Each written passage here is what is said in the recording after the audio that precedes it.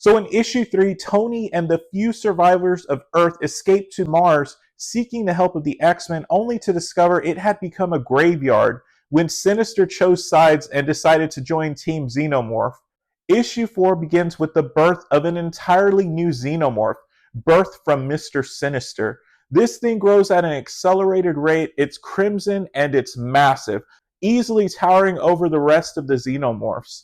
The other Sinisters each have their own special Xeno growing in them, but the Sinister Xeno decides there can be only one and takes out the rest of those Sinisters. Everything is about to take a turn for the worst when the Sinister Morph emerges with his army of Xenos coming straight for King T'Challa and the Wakandans and the last survivors. Wolverine and the surviving X-Men decide it'd be a good idea to take out the Sinister Morph before evacuating, but as soon as they launch their attack, the Sinister Morph reveals its abilities. It teleports away from Wolverine, then teleports into Armor's armor.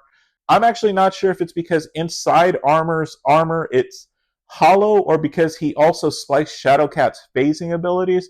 But he takes out Armor, and when Captain Marvel unleashes her full power, eradicating the Xenomorph army, we see the Sinister Morph actually survives this by using Colossus's armor abilities.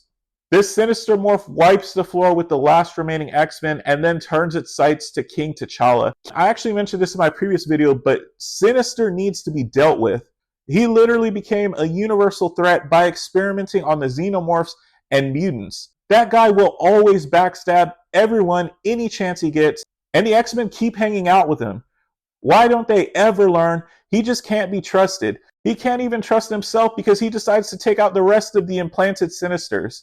But the Sinister Morph itself is actually really interesting, and I'd honestly like to know more of its abilities. Like, what's the full extent of its abilities?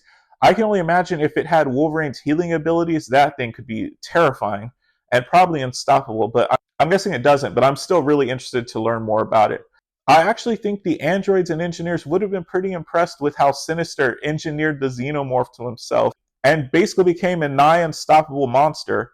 This Sinister Morph literally toyed with Wolverine like he was nothing and easily knew how to counter a seemingly untouchable mutant ability when it effortlessly took down Armor. If it wasn't for the Venom Morph, I think the Sinister Morph could have potentially took out the rest of the Marvel Universe. It was that much of a powerhouse.